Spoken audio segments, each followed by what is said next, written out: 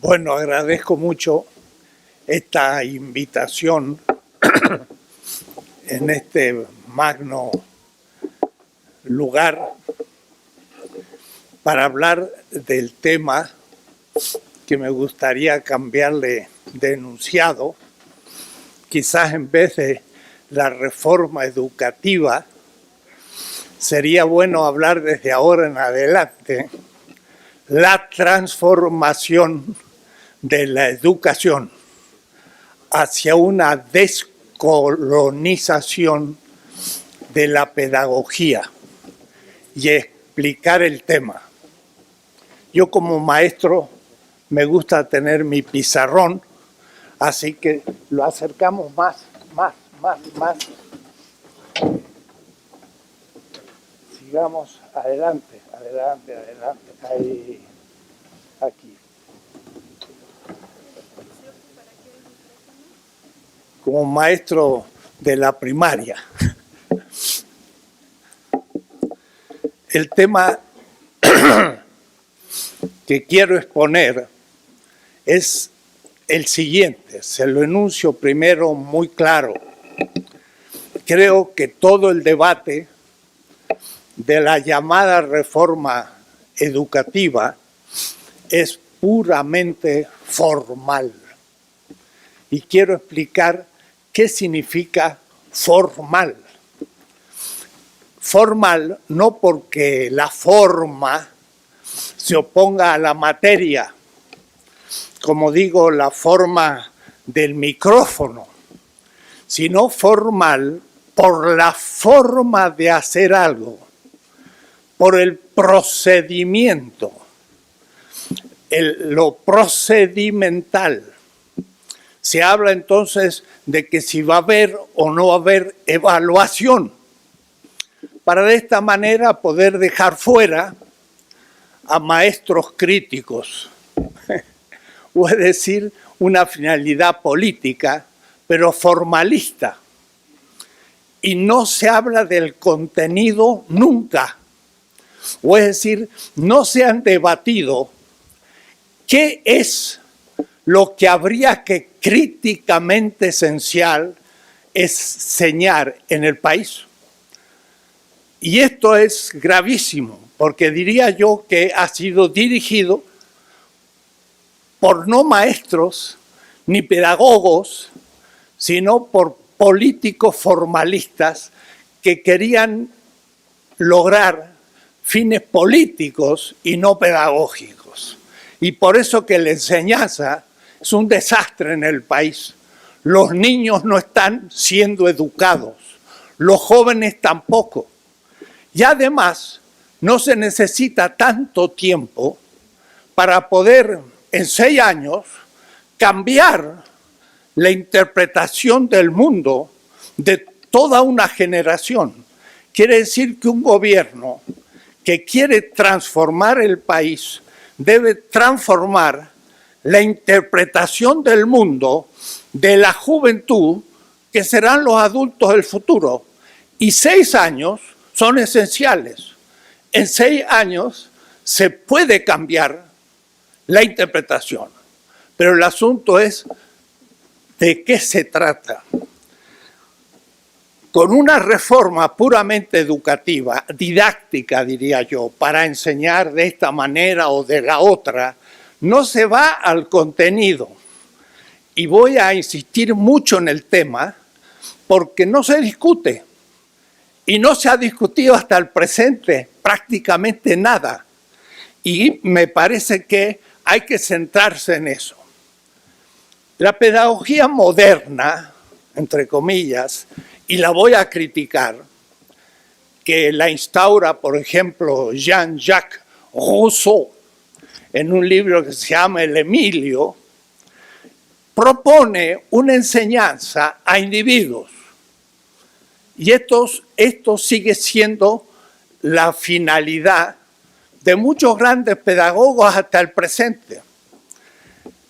Individuos. El Emilio es un individuo. Además, miren qué interesante. Rousseau dice, es un niño huérfano. De tal manera que no tiene padre, ni madre, ni antecedentes. Es como un producto novedoso. Claro, era la burguesía moderna que necesitaba educar un nuevo tipo de sujeto, no medieval ni anterior a la modernidad. Y por eso es que era teórica, memorativa y individualista. El niño tenía que repetir, tenía que memorizar. ¿No hemos sufrido todos acaso en la escuela que se dice algo y el niño tiene que saber repetir, pero no crear? Y claro, después no vamos a tener creadores, sino repetidores. Sucursaleros, dice un compañero. No crean cosas, sino ponen una sucursal. Miren qué notable. Puede alguien ser no creador de la Coca-Cola, sino poner una sucursal de Coca-Cola y ser el que pone sucursales en todo el país y llega a ser presidente. Y entonces es un sucursalero y no es un inventor. Pero un inventor supone...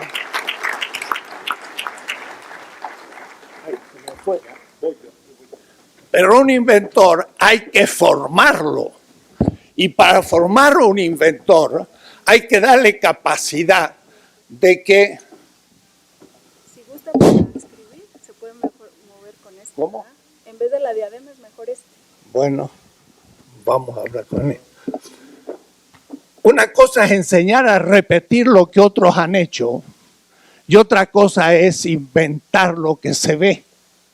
Y entonces es ya una cuestión. Pero, sin embargo, sigue siendo una cuestión formal de ser mejor si uno inventa. Pero además es necesario que sea concebida la educación de otra manera.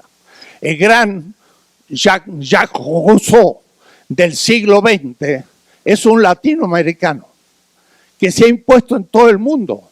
El más grande pedagogo del siglo XX se llama Paulo Freire.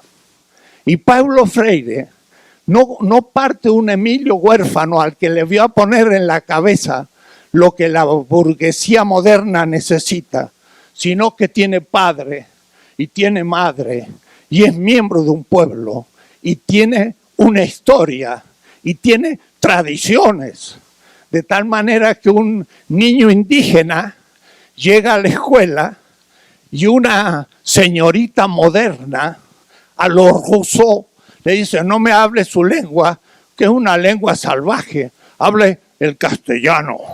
Y entonces el pobre vuelve a la casa y le dice a la mamá: mamá, no hablemos nuestra lengua otomí o nahua, porque es una lengua primitiva. Pero miren, si siguiera la línea de Rousseau, la señorita le diría: joven, ¿qué habla usted? Yo hablo el castizo, el español, pero mejor hablo el otomí. Ah, usted es un sabio, porque yo mismo, la señorita, hablo una lengua, el castellano, pero usted habla dos, y entonces usted sabe más que yo.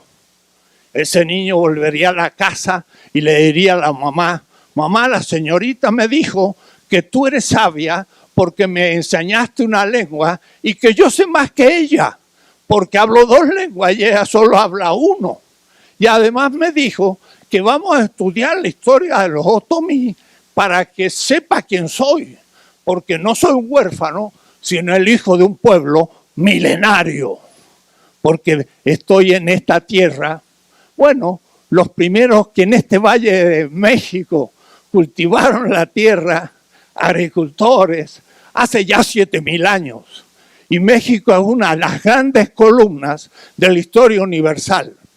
El Egipto, la Mesopotamia, la India, la China, Mesoamérica y los incas son las 6 grandes culturas sobre las que se construye la historia mundial. No está Estados Unidos. Los pobres estadounidenses acaban de llegar hace 2 siglos y medio y son bastante ignorantes. Y se creen ellos muy sabios, pero no lo son. En el Metropolitan Museum de New York se puso una exposición, 30 siglos de arte en México. Y llegó un norteamericano y dijo, debe haber un error, ¿cómo 30 siglos? Debe ser a lo más 3 siglos. Ellos tienen 2 siglos y medio de cultura desde que llegaron los Pilgrims. Nosotros tenemos 30 siglos y más de cultura.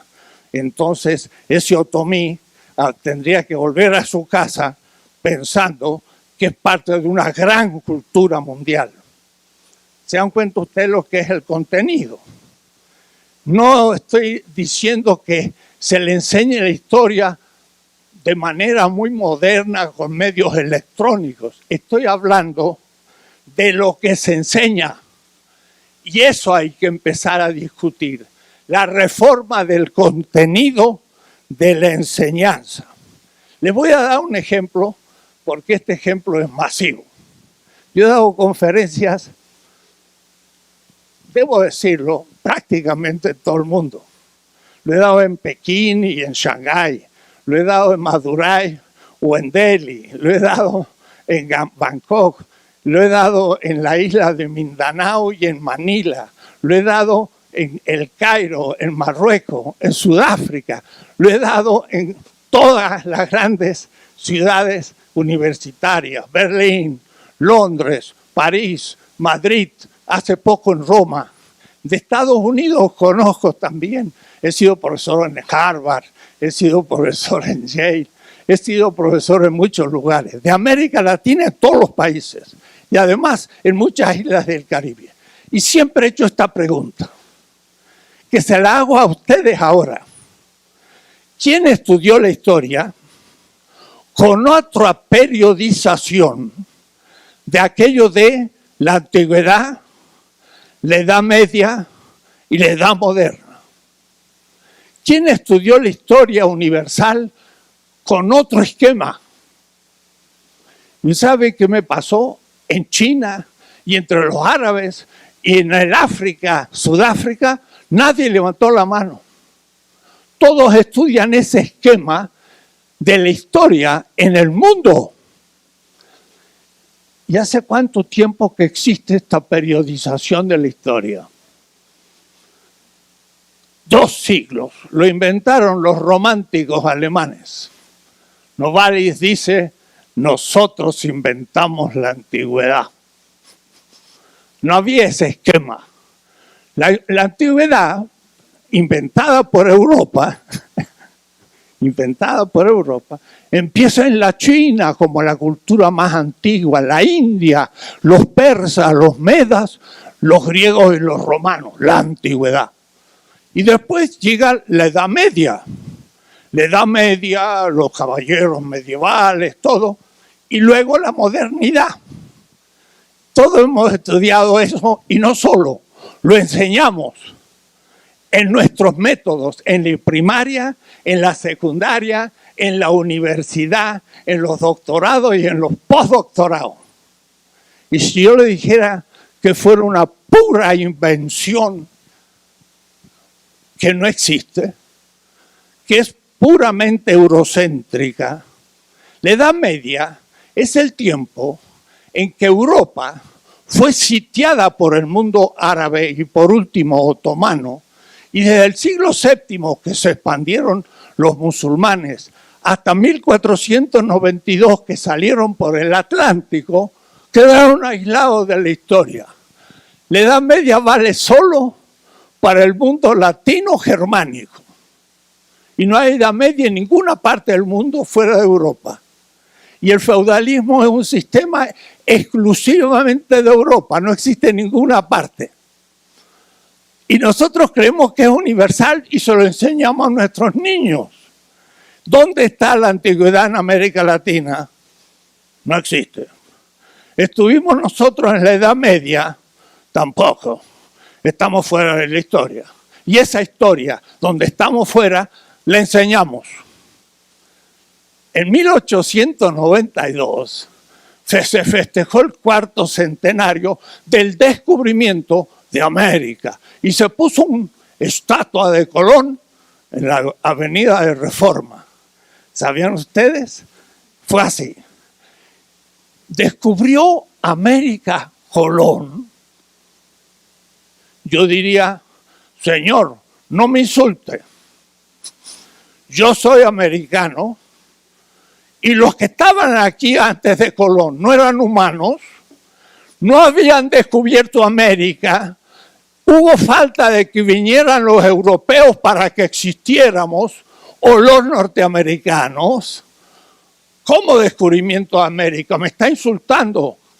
Significa que aquí no había seres humanos antes, eran miembros de la fauna y de la flora, los indígenas.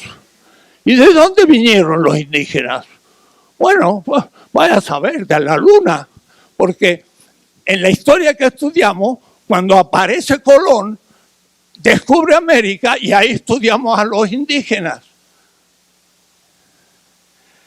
Estudiamos una historia que nos ignora y nos anula y le enseñamos desde la primaria hasta el postdoctorado en las universidades.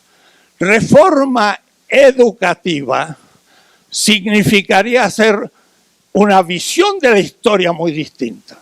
Les voy a dar un ejemplo.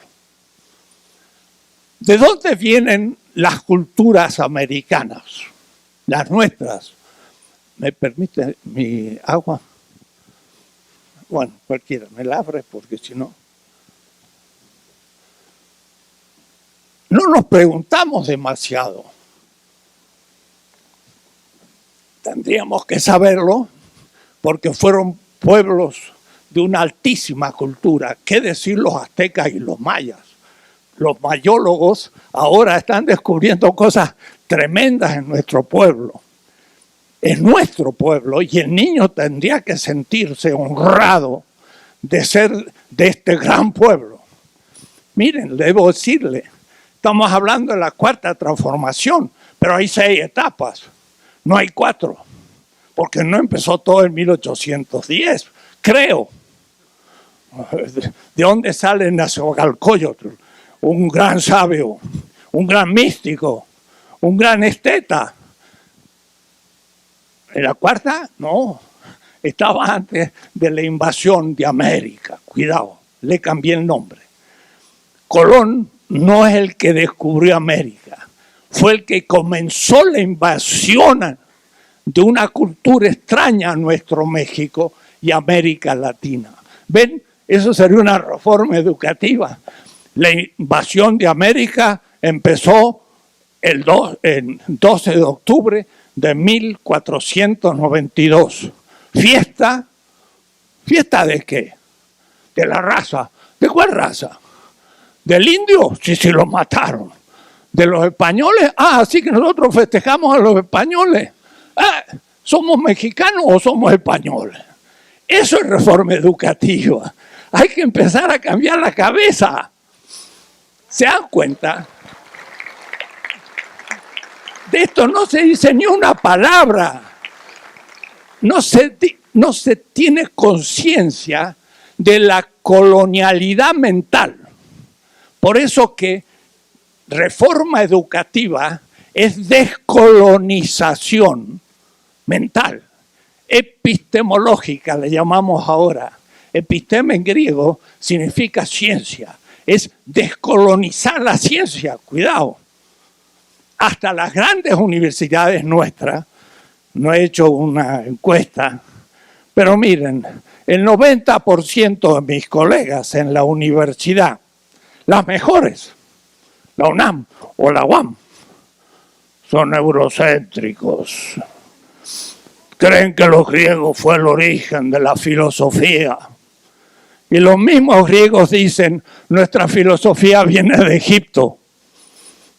3000 años antes de Aristóteles, y eran negros, afros, no blanquitos, afros. De tal manera que eran negros, la gran cultura egipcia, que es la madre de las culturas del Mediterráneo. Y entonces hay que empezar a dar vuelta también la historia. Heródoto, Platón, Aristóteles dicen, nuestra filosofía viene de Egipto. Pero los alemanes dijeron, la filosofía viene de Atenas. Y entonces Atenas es el origen de la gran cultura, del gran arte, de la gran filosofía, una invención eurocéntrica que no existe. Y además, ¿dónde está la filosofía china? ¿Dónde estudiamos la filosofía de la India? Ahora que se denigra al mundo musulmán, ¿qué sabemos de la cultura musulmana? Tenemos una formación exclusivamente eurocéntrica. No podemos ni leer el diario, porque dice que en Irak los chiitas toman el poder y los sunitas están en contra. Me gustaría hacer una encuesta. A ver, ¿quién sabe la diferencia entre sunitas y chiitas? El 1 por 1000.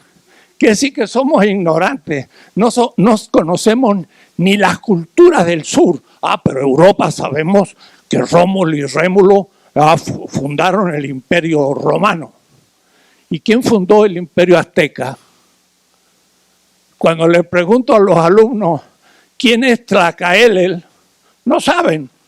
Y es el Rómulo y Rémulo de México, no de Roma. ¿Se dan cuenta lo que es la reforma educativa? Me dieron 1 hora y no un semestre, así que no puedo hablar mucho. Pero les voy a hacer rápido un esquema de lo que sería una historia. ¿Historia de qué? Historia de equipos que hay que formar de inmediato para hacer de nuevo todos los textos gratuitos de la escuela, desde el primer año hasta el fin del doctorado.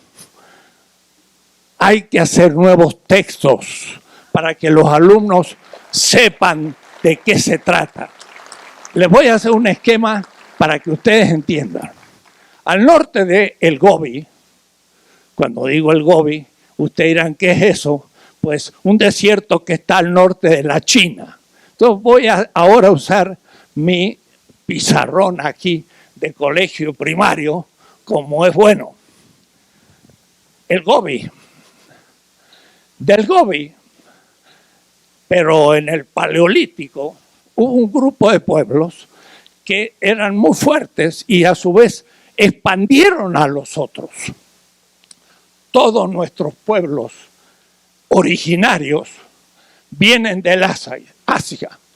Todos nuestros indígenas son el extremo oriente del extremo oriente. Ahora genéticamente se sabe que los genes de nuestros indígenas son 80% asiáticos y en buena parte polinésicos. Así que sabemos nuestra historia por los genes. Vienen desde el centro, aquel expansivo del Asia, hacia América. Y lograron hacer 2 grandes culturas, Mesoamérica y los incas. Pero surgen cruzando Bering a pie, porque los glaciales eran distintos, y llegaron a este continente. Allá hace 30.000 años, el Homo sapiens. Descubrieron América algo antes que Colón. Pero allá al norte llegaron hace como 30.000 años, pero al sur llegaron hace 12.000 años a Tierra del Fuego. Y entonces fueron caminando y pasaron por aquí y se expandieron con los tupis guaraní en Brasil, etc., hasta el sur. ¿A quién se emparentan culturalmente nuestros indígenas? A otros pueblos que proceden del mismo núcleo ético, mítico de Mongolia. Por ejemplo, la China y nuestros indígenas tienen elementos culturales idénticos. Por ejemplo, los chinos dicen el origen del mundo es dual y lo representan de manera de un círculo y una S, el yin-yang. 2 elementos al origen del universo que va a ir construyendo todo el universo, haciéndose 4, 8, 16, etc. Miren qué notable, en México, al Museo de Antropología, vemos las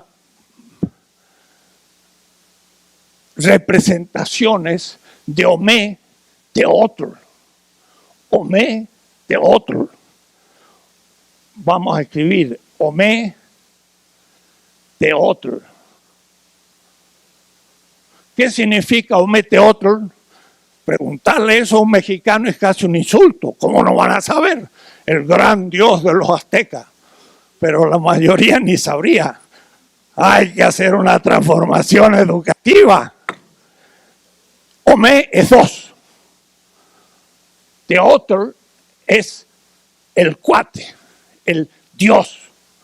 Es el 2 divino, madre, padre del universo. ¡Ah, qué casualidad! Para los chinos el origen es el 2. Para los aztecas es el 2. Es Quetzalcóatl. Quetzal, las plumas del gran pájaro, es la divinidad. Y Coatl es el cuate. El cuate, la pareja, el 2. Quiere decir que Omé Teotl, el 2 divino, o Quetzalcóatl, es el 2 divino. El 2 es el origen del universo. No hay un padre creador, hay 2. Y ese 2 atraviesa desde los esquimales hasta la gente en el sur de América. Las ciudades están hechos, la Tepetl, en náhuatl. ¿Qué significa el Tepetl? La organización social, la ciudad. Altepetl era la organización en el mar. Se dividía en 4 partes. El este, oeste, norte y sur. Y ahí entonces se organizaba la parte rústica o agrícola y la parte urbana. Y así había en la ciudad 4 partes de la ciudad. México, cuando llegaron los españoles, dijeron los españoles, 4 barrios e hicieron 4 parroquias. Los 4 puntos cardinales, que es el 2 hecho 4, como los 4 Tlapolicopas. Qué notable. La ciudad de Cusco, en el Perú, está dividida en 4 barrios también. Y tiene 4 partes el imperio inca, desde Popayán hasta Mendoza. 5.000 kilómetros de largo el imperio inca, más que el imperio romano. Más que el imperio romano, era más grande. Ven ustedes estas semejanzas culturales de esta extremo oriente del oriente. Entonces, habría que a los niños mostrarles la semejanza entre los aztecas, los mayas, los incas, los chinos, coreanos y japoneses. Son todos parte de un mundo. Y en el centro está el Pacífico. Y el Pacífico tiene influencia a la India. Y en la India y en el Pacífico, los polinésicos saludaban a la gente sacando la lengua. Era el saludo sagrado. Vayan al Museo de Antropología, vean la piedra del sol y vean el 5.º sol, Huitzilopochtli. Está sacando la lengua. Es polinésico. Relación entre México, Polinesio y el Extremo Oriente. Qué bonito. Ya se nos bosquejó. Estos pueblos tienen una historia milenaria, alta cultura. Pero llegaron los extraños, los extranjeros. ¿Quiénes son los que llegaron? De otros 2 núcleos completamente distintos. Uno, los semitas. Hablé del grupo mongólico, ahora el semita. Los semitas son los babilónicos, son los asirios, los fenicios, los palestinos y Israel. Y de ahí sale el cristianismo, y de ahí sale el pensamiento maometano. Ellos piensan que el origen del mundo es un creador del mundo. Es decir, el mundo es creado por alguien que está antes. No piensan en el dos, sino en un creador. Y de ahí sacan la antropología, la ética, la política y, bueno, ustedes ya saben. Ustedes ya saben porque son semitas sin saberlo, por el cristianismo. Y ahí entonces tienen todas las historias. Yo le pregunto a un panadero quién es Moisés y lo sabe. Pero Moisés es un hombre del Egipto. ¿Qué tiene que ver Moisés? Pero lo sabe. Es su cultura. ¿De dónde viene? Viene de los semitas. Pero hay otra cultura, la tercera, y no más. No más. Una, el grupo mongólico. Dos, los semitas. Y tercero, los indoeuropeos. Que estos están en la India, son los persas, son los griegos y son los romanos, los indoeuropeos. Ellos creían que el origen del universo es uno, toon, dicen los griegos, toon es griego. Y entonces, ven ustedes, es muy distinto. Unos creen que el origen es uno, otro que el uno crea el dos y el otro creen que hay dos. Son la última ontología y metafísica de donde sale la ética, la política, la antropología, la estética, todo. En el continente euroasiático, que es desde España hasta la China, hay estos tres grupos, el mongólico, el indoeuropeo y el semita.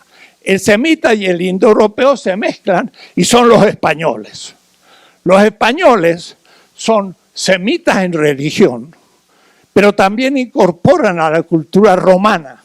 Yo estoy hablando castellano, es una lengua indoeuropea, pero somos de una cultura cristiana que es semita, se combinaron.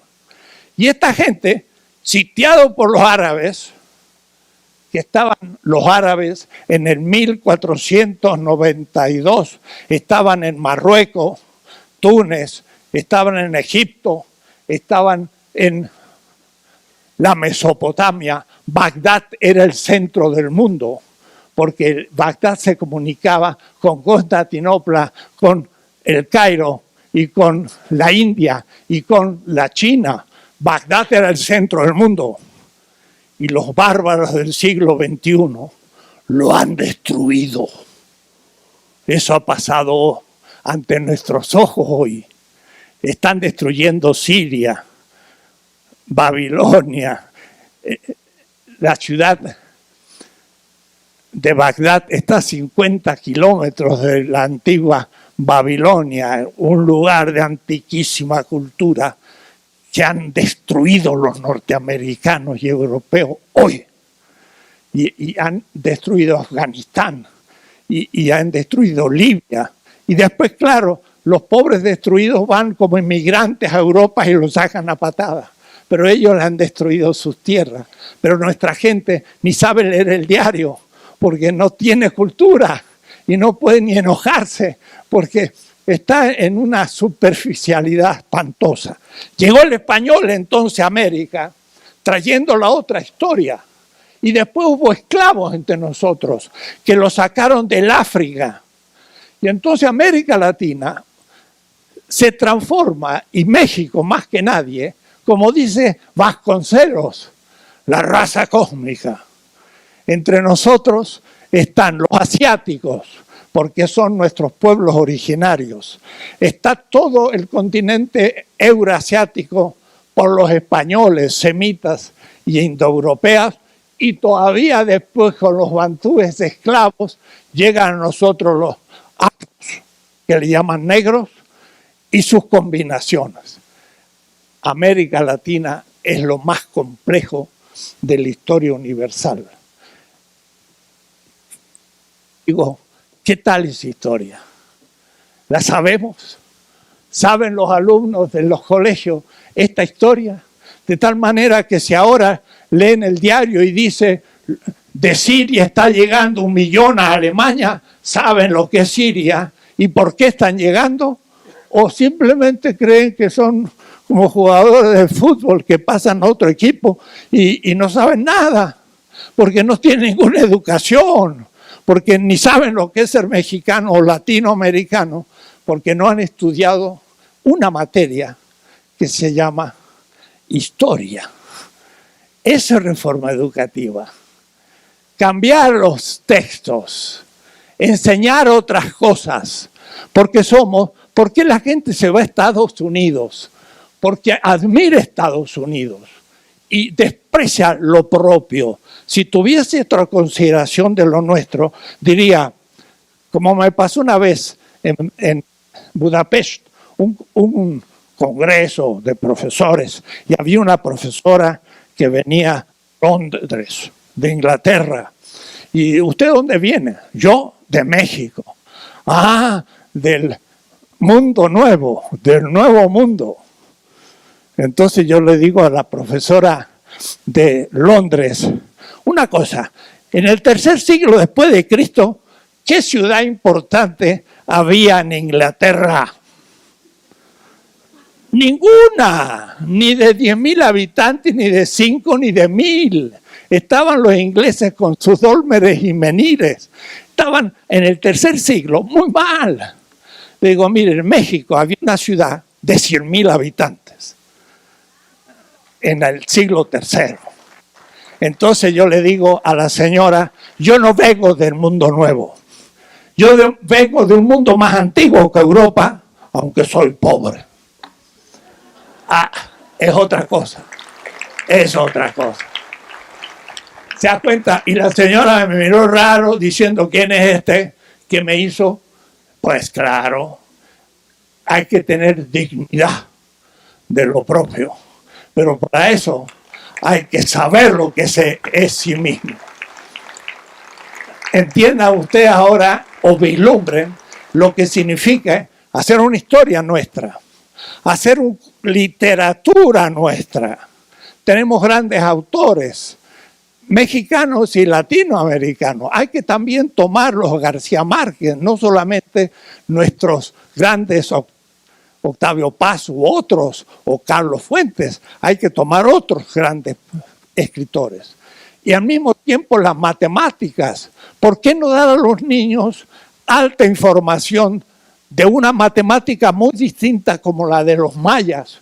No tenía el 10 sino el 20, pero que la sabía manejar muy bien, de tal manera que el niño le entrase entusiasmo por darse cuenta que hay distintos tipos de matemática, y en México se había desarrollado extraordinariamente un tipo de matemática, no con 10 números, de paso le llamamos números arábigos, no romanos.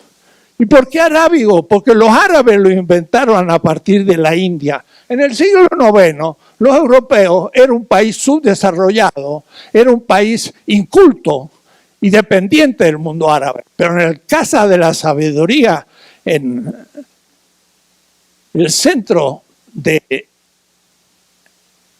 la Mesopotamia, había grandes matemáticos, grandes astrónomos árabes. Ellos sabían que el Sol era el centro de la Tierra, mucho antes que Ptolomeo y que Galileo. Los chinos descubrieron en el siglo II el acero, en el VI el papel, en el VIII la imprenta. En el siglo IX imprimían papel moneda. Y cuando llegó un europeo atrasado a China, Marco Polo, no supo explicar cómo pagaban, porque dicen, pagan con una especie de era papel, y eso vale por dinero. Y entonces era el siglo IX, no imprimían los chinos estampitas, sino dinero, y además libros, y de tecnología. La revolución industrial empezó en la región de Shanghái un siglo antes que en Inglaterra. La revolución industrial, hoy lo sabemos por los grandes, quiere decir que la China apenas se durmió una siesta en 1800 y se despertó hace poco y ¡yum!, ya está superando a Estados Unidos. No es un milagro, siempre estuvo más avanzada. Durante un milenio la China estuvo mucho más avanzada que Europa y aún que el mundo árabe. Quiere decir que habría que enseñar a nuestros niños y a nuestros jóvenes otra historia. Toda la historia que les he hecho es para dar un ejemplo de lo que sería una transformación educativa.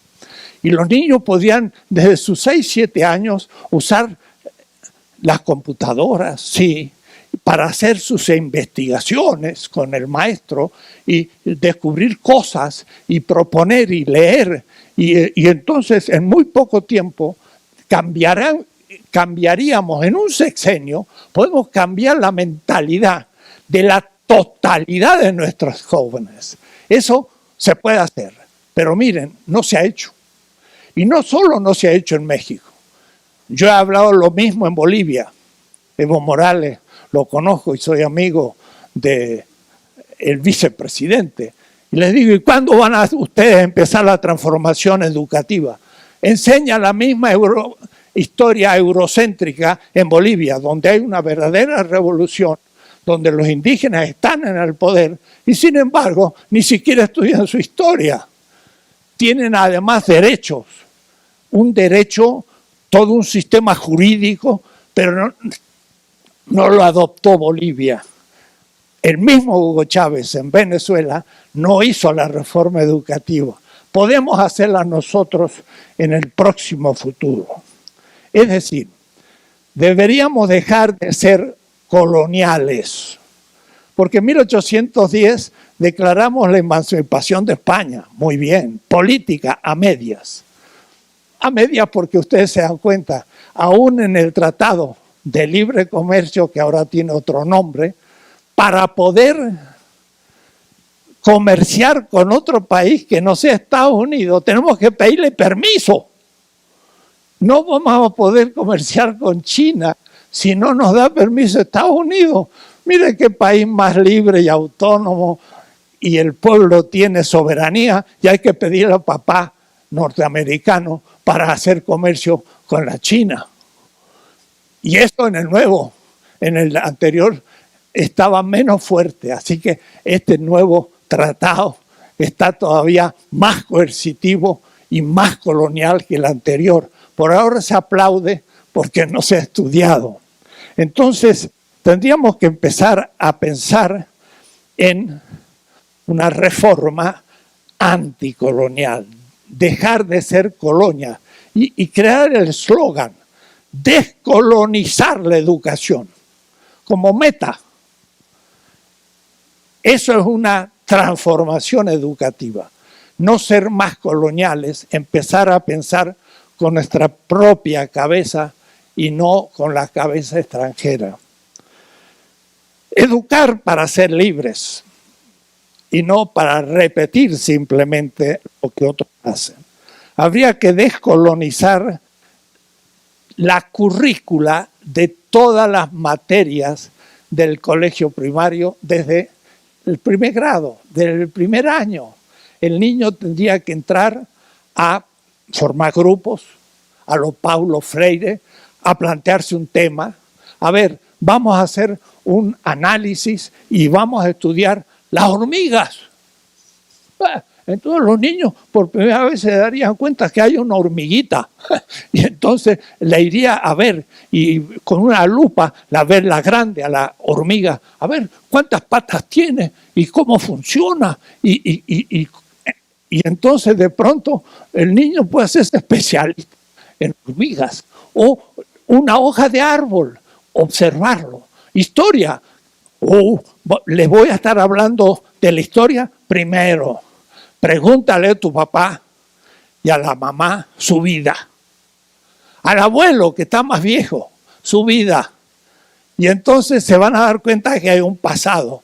¿Para qué empezar con la gran historia si primero hay que empezar? Luego vamos a hacer la historia del barrio, del pueblito, de la ciudad, preguntando a la gente. La historia, otro. La literatura, empezar a leer lectura de niños.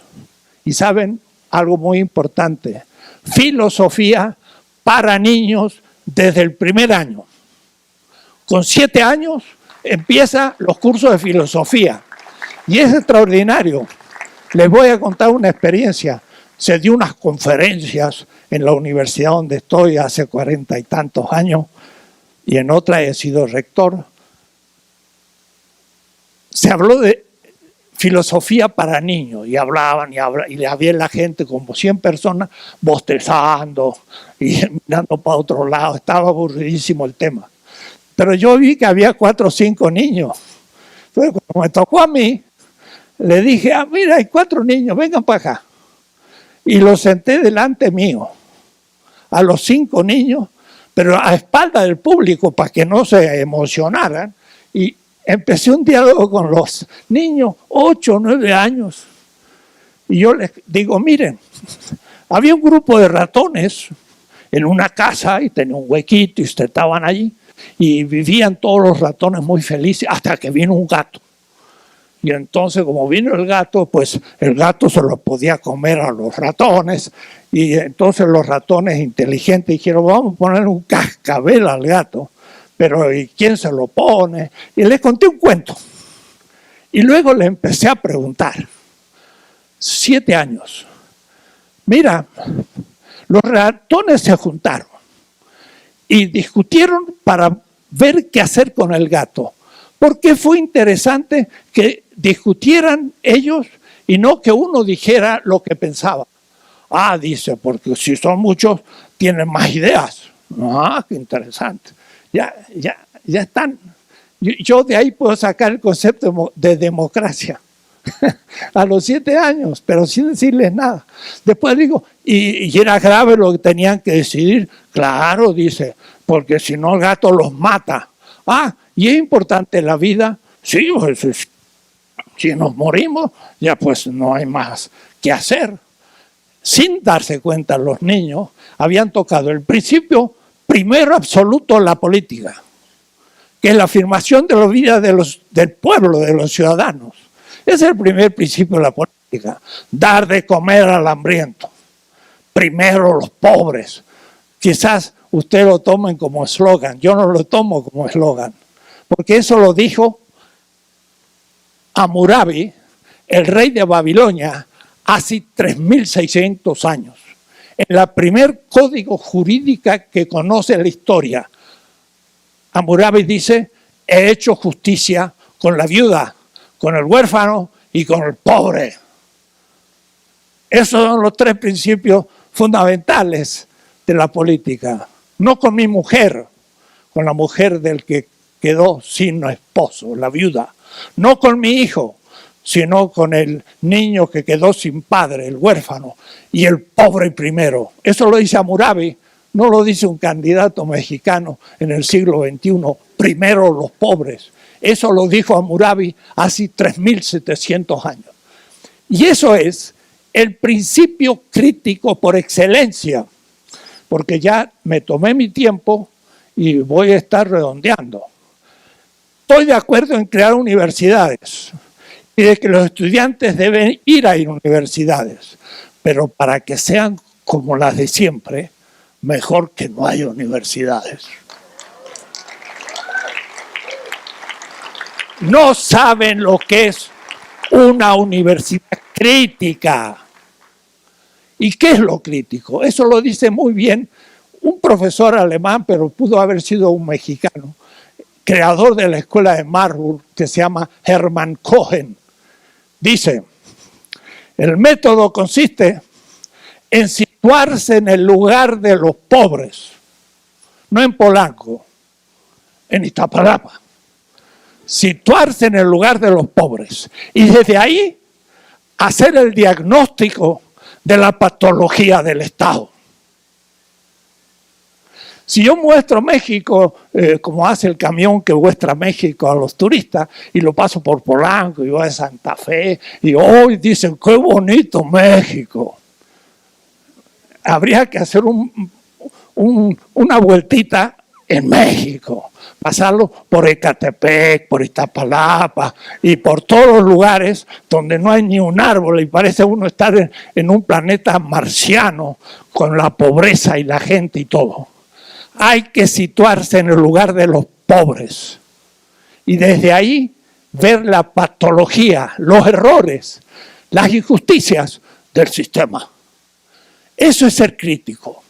Entonces yo puedo tener una historia crítica. No la voy a hacer desde los virreyes y los presidentes.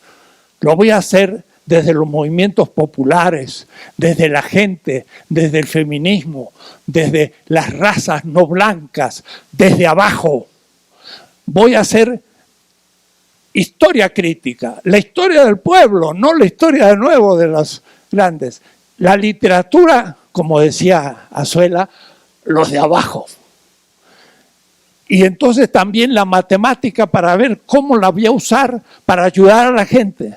Entonces, nuevas universidades para que formemos profesionales, para que trabajen para las transnacionales con bajos salarios, pues no vale la pena.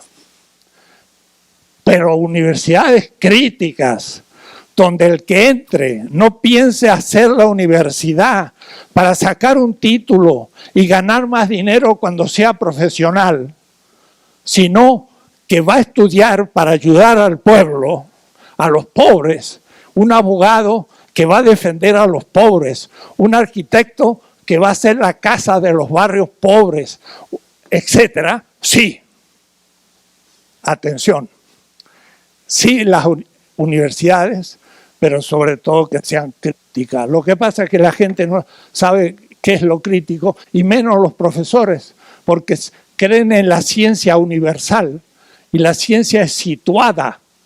Fichte, un gran pensador alemán, del idealismo alemán, hizo un libro que se llamaba El sistema económico cerrado. Dice, hay que cerrar a Alemania, porque los ingleses se han adelantado en la tecnología y nos venden productos que nosotros no tenemos porque estamos atrasados. Hay que proteger nuestro mercado y hay que cerrar el país y desarrollarse. Eso hizo Corea del Sur. Corea del Sur tenía una dictadura, pero sin embargo dijo, vamos a cerrar el país, vamos a desarrollar la industria automotriz, la electrónica y 4 o 5 grandes ramas de la industria. Y después de tenerla a buen nivel, abrieron las fronteras. Y miren, compramos nosotros autos sudcoreanos. ¿Dónde están los inventos mexicanos? ¿Para qué existe el CONACYT, con H ahora? Para ser doctores. Y si los doctores lo único que hacen es escribir en inglés, tratando los temas norteamericanos que nos sirven para México, ¿para qué queremos doctores? Tenemos que tener doctores que desarrollen lo propio, pero los burgueses mexicanos, los grandes ricos, compran los royalties, los descubrimientos norteamericanos y pagan royalties. Y los inventores nuestros toman el invento y lo ponen en el archivo de inventos y no se entran jamás en un proceso productivo industrial. ¿Para qué queremos entonces inventores de una burguesía que no usa los propios inventos de su país? Entonces necesitamos el pensamiento crítico, y esto no se tiene fácil. Hay que hacer seminarios a los fundadores de las universidades para decir cómo se enseña la matemática crítica, la física crítica, la ingeniería crítica, la literatura, la filosofía crítica, que tuvo razón un alemán que hoy vuelve a ser leído, Carlos Marx. Dice, los filósofos se encargan de interpretar la realidad, pero no de transformarla. Y habla de transformación. Qué interesante, no de la cuarta, pero de la transformación. Entonces, ¿cómo hacer para transformar el mundo? Con ciencia crítica. Pero no tenemos ciencia crítica, tenemos ciencia eurocéntrica, que es un honor publicar en inglés en una revista norteamericana, y a eso se le da buen puntaje. Si hace un panfleto para inventar una máquina agrícola para las montañas de Oaxaca chiquita, que pueda un campesino tenerla en la mano, porque es muy difícil pues, labrar en la montaña. El que hizo ese invento tan importante para el campesino mexicano no se le da ningún puntaje, porque lo hizo mimeógrafo y no fue publicado en inglés en una gran revista. Entonces hay que invertir los criterios de lo que es crítico y de lo que es solamente sucursalero. Y digo yo, porque tengo cientos de artículos sucursaleros. O es decir, de los comentarios en francés, en alemán, en inglés, en italiano, en portugués, y además mi griego, mi latín y mi hebreo. Y sin embargo, soy crítico. Si no lo hago desde los pobres de México, lo que hago no sirve para nada o sirve para los enemigos. O es decir, hago inventos para que ellos me exploten. Un ejemplo para terminar. En toda la época colonial hubo un invento técnico mexicano. Miren qué bueno. Inventamos algo en tecnología. Logramos mostrar cómo con níquel se purificaba la plata de las minas, de tal manera que más rápido se sacaba la plata pura. ¿Para qué servía? Para que nos sacaran más rápido la plata. O es decir, era un gran científico, hizo un gran descubrimiento masoquista, porque lo que permitió es que nos sacaran más plata que antes. Mejor no haber descubierto nada y la plata la tenían que sacar más despacito y nos hubieran dejado algo. La plata de Zacatecas, de las minas, de Huancavelica y de Potosí era cuantioso en el siglo XVI. 20.000 toneladas de plata se sacó solo del cerro de Potosí en la actual Bolivia.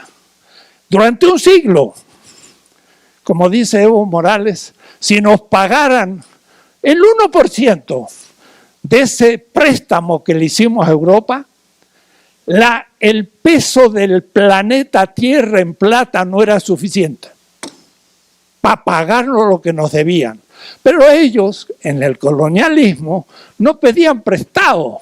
Nos agarraban la plata y se la llevaban.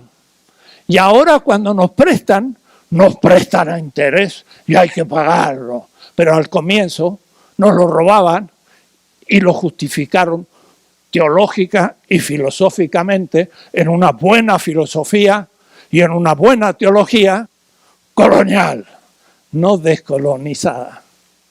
Entonces, ¿para qué queremos buena ciencia? ¿Para que a su vez nos exploten más rápido? No, tenemos que tener buena ciencia crítica para desarrollar nuestras posibilidades. Y esto no es nada fácil. Habrá que formar grupos de inmediato de grandes intelectuales para escribir todos los textos gratuitos de las escuelas y en un año empezar a enseñar otras cosas, es decir, contenidos, no que si evalúa o no evalúa el maestro y cuestiones formales.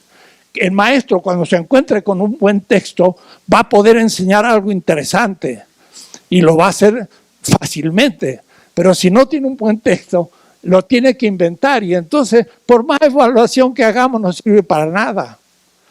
Sirve nomás que, y termino, para eliminar a los maestros críticos. Esa es la intención política de la reforma educativa. Era liquidar a los críticos, como hicieron con los electricistas, como era un sindicato muy duro y muy antiguo y muy fiel, prefirieron fundir la institución para que el sindicato quedara fuera. Ese no era una finalidad de la transformación de la obtención de energía, sino liquidar un sindicato crítico. Lo mismo se quiere hacer en la educación.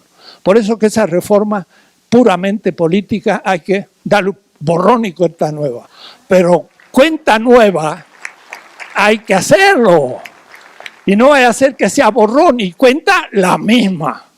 Y sigamos con el eurocentrismo y debo decir, no pongo mi mano en el fuego de que va a ser crítica. No lo pongo, porque me lo quemaría. Creo que va a ser igual si no entramos a discutir los contenidos de la nueva educación. Gracias.